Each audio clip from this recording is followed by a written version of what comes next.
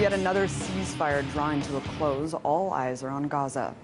And despite the many atrocities committed over the last month, Western pressure is actually preventing the International Criminal Court from investigating war crimes committed by Israel. But as institutional avenues like the ICC seem less likely to act, citizens are taking matters into their own hands. Just this weekend, thousands of protesters in Oakland, California successfully blocked a ship holding Israeli goods from docking. Of course, both of these stories received little media coverage from the corporate press, which has consistently painted this conflict as an equal fight.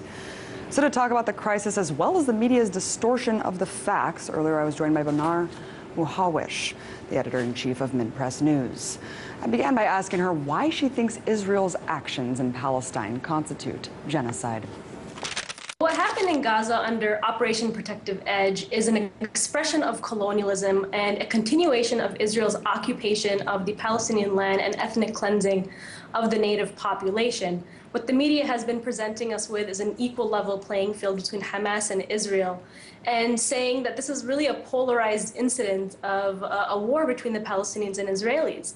But this is just a reflection of the Israeli occupation since Israel's inception in 1948. And if you look at what Israel has been doing in Gaza, it's just like throughout history, it's performing three goals.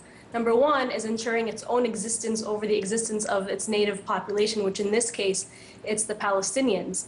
And calling, for example, by Israeli lawmakers for a genocide targeting of civilians. About 2,000 people have died, most of which are women and children, and about 500 children have died. Targeting the lifeline on which the native people rely on to survive. In fact, they've been basically destroying the infrastructure of Gaza, targeting schools, hospitals, and homes. They've destroyed over 10,000 homes. And the UN has reported that it's going to take nearly, about $5 billion to rebuild.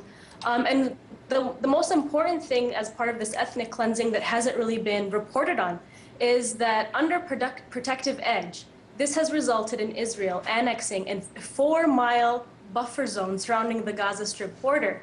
And this looks very similar to Israel annexing land from the West Bank and the Golan Heights in the 1967 war. And I wanted to show our viewers kind of that infamous map of the four frames of how much land has been annexed. How does this relate to kind of the steady annexation of Palestinian land since 1967?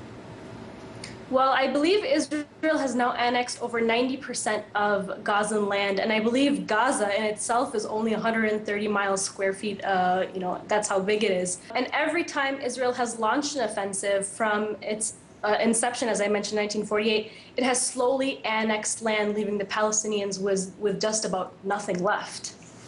And you just talked about colonialism and kind of how these three goals are continuous throughout history of occupying forces. You spoke to kind of the elimination of the lifeline of the occupied. What are the other two goals and how do they apply in Palestine? Well, the first one mostly is ensuring its own existence over the existence of the native population, and that's why it targeted so many civilian life.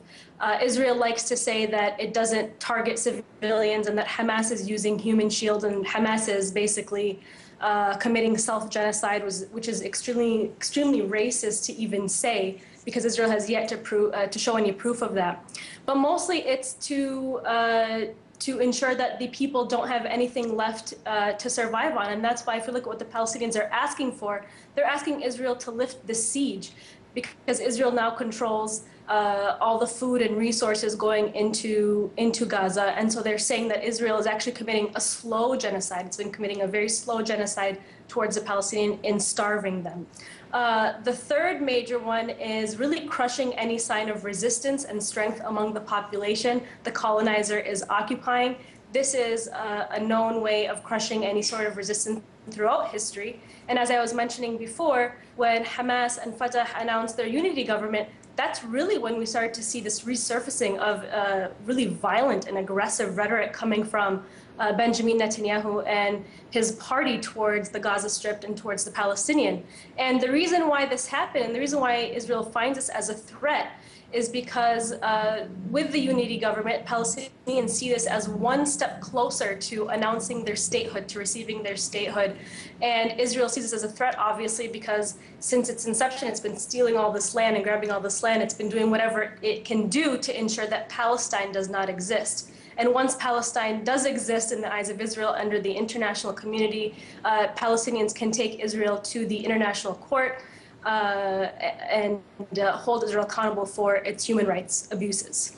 Mnar, you just wrote a piece today debunking some of the myths that have been perpetuated by the mainstream media. I wanted you to just address one of them, that Israel is the only democracy in the Middle East. Israel has been projecting itself as a superior civilization to the world over the Palestinians. Israel has been attempting to present itself to the world as a Western, democratic, and humane and rational society. But in fact, if you look at the realities on the ground, it is nothing but democratic. It is actually an apartheid state. Israel has laws that are created specifically for the Jewish people, and then laws that are specifically created for Palestinians who are Christian and Muslim. This equates apartheid, if you define what apartheid is. In addition to this, Israel has built a so-called security fence in the West Bank that basically separates the Palestinian population from the rest of the Palestinian population and the Israeli population.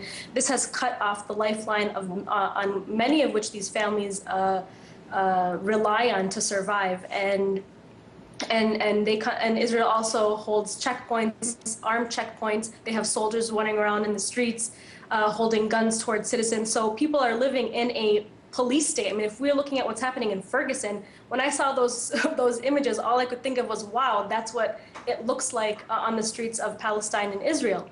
The second reason is Israel's an apartheid state is because if we look at what's happening in Gaza, it really exposed the human rights crisis there with the siege and the blockade of Israel controlling the borders of Gaza and the seaport. Because as I mentioned before, the Palestinians are accusing Israel of slow genocide, of starvation, because food and resources and goods and services have not been able to enter Gaza, including journalists, including medics. Right, Those have all been... and to that point, today Haaretz reported that Israel had blocked Human Rights Watch and Amnesty International from going in there and doing independent investigations.